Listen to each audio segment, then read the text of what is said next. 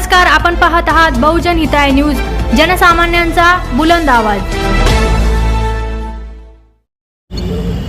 नाना, आज आपण जे जिल्हा परिषद आलेले अध्यक्ष जिल्हा परिषदेत येऊन आपण अध्यक्षाशी भेटलेत, शिव साहेबांशी भेटलेले आहेत आणि काही आणखीन अधिकाऱ्यांशी भेटलेले आहेत आणि आपल्यासोबत जे ते 2 सदस्य पण आहेत। नेमकं काय कारण होतं आज इथं येण्याचं?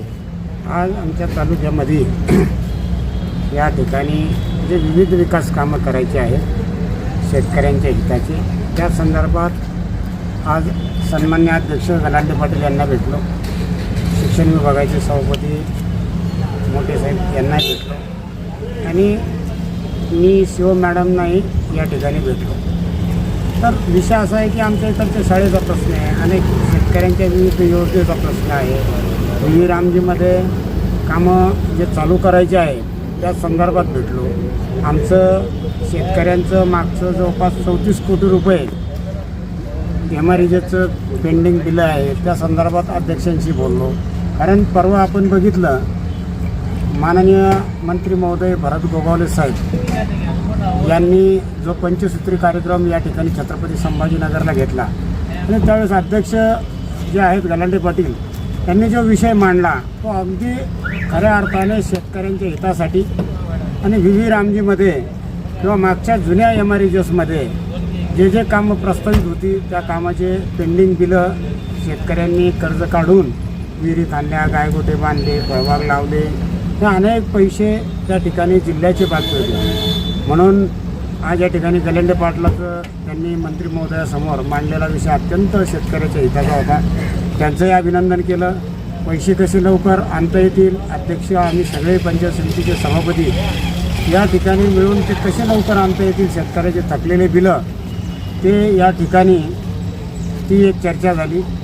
आमच्या तालुक्यामध्ये निजामकालीन काही शाळा आहे आणि त्या संदर्भात मोठे पाटील शिक्षण सभापती यांनाही आम्ही बैठक घेऊन एक चर्चा केली। आमच्या तालुक्यातील सर्व शाळा कशा दुरुस्त होतील आणि कशा नवीन इमारती आम्हाला येतील, आमचे PSC दवाखाने त्या ठिकाणी त्या संदर्भातही त्यांच्याशी चर्चा केली।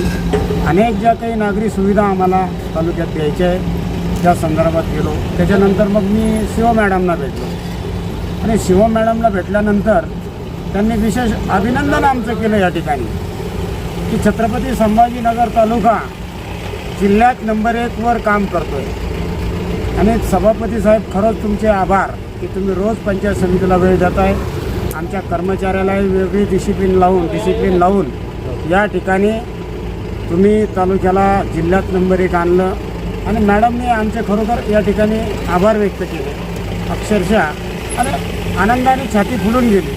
पण आमचे काही प्रश्न होते टेक्निकली कायदेशीर जे की BDO लेवलवर सुटत नाही, ते ZP CO लेवलवर सोडावं लागतात, त्या संदर्भातही आम्ही बऱ्याचशा गोष्टीची चर्चा केली आणि मॅडमनी आमचं काम पाहता या ठिकाणी त्याला लगेच ग्रीन सिग्नल दिला।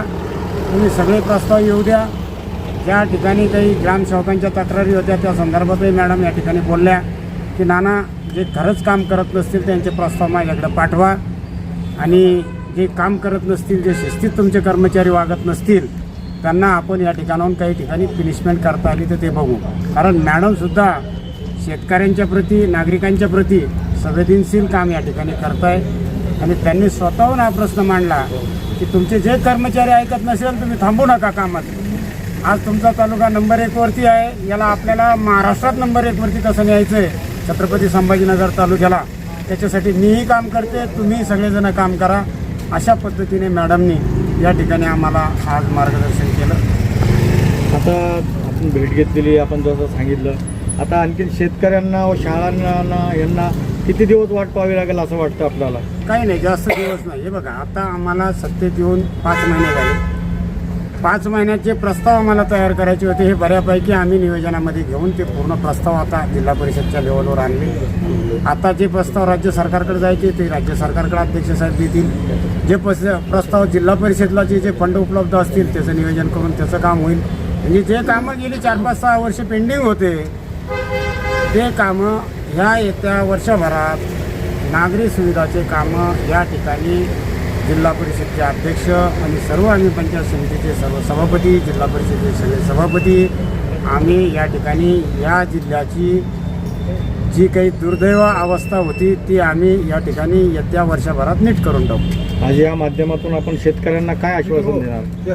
शेतकऱ्यांना हेच सांगणार आम्ही, वेळोवेळी आम्ही शेतकऱ्यांच्याच बाजूने आहे आणि शेतकऱ्यांना हेच सांगणार की तुम्ही निश्चिंत राहा. ज्या काही तुमच्या लूज फॉल आहेत, ज्या काही तुमच्या अडचणी आहेत, आम्ही 24 आवर्स आमच्या दालनात आमच्या कार्यालयात बसलेलो आहोत. शेतकरी आला आणि तो नाराज होऊन गेला असं कुठलंही काम आता आम्ही सत्तेत आल्यापासून या ठिकाणी होत नाही. म्हणून शेतकरी पण आमचा खुश आहे, तोही समाधान व्यक्त करतोय, तोही बघतोय की पंचायत समिती असेल, झेडपी असेल, या ठिकाणी आपण भारतीय जनता पार्टीच्या ताब्यात देऊन फार मोठं चांगलं काम केलं असा आमचा विरोधी असणारा दुसऱ्या पक्षाचा शेतकरीसुद्धा या ठिकाणी बोलून दाखवतोय. म्हणून आमची छाती फुगती तर आमच्या कामावर कोणी आमच्या पाठीवर शाबासकीची हात टाकला की आम्हालाही जोमाने जोश येतो आणि आम्ही कामाला लागतो.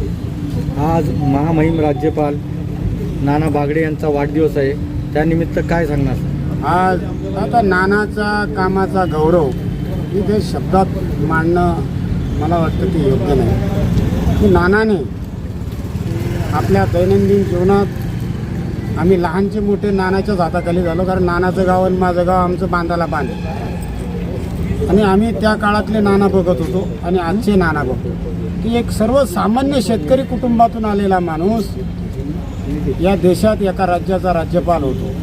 आणि हे होत असताना किती कष्ट करावं लागतात, किती मेहनत करावं लागते, किती इमानदारी ठेवावं लागते, किती सातत्य ठेवावं लागतं. या सगळ्या गोष्टी नानाकडून घेण्यासारख्या आहे. म्हणून नानाने जे कार्य केलं आज नुसता महाराष्ट्रात नाही तर नानाने या छत्रपती संभाजीनगर जिल्ह्याचं नाव देशात नेलं. मित्रो, राज्यातले अनेक मंत्री केंद्रात झाले, पण राज्यपाल म्हणून जर कोण झाला असेल ना तर ते नाना, आणि त्यांचं काम त्या ठिकाणी उल्लेखनीय आहे.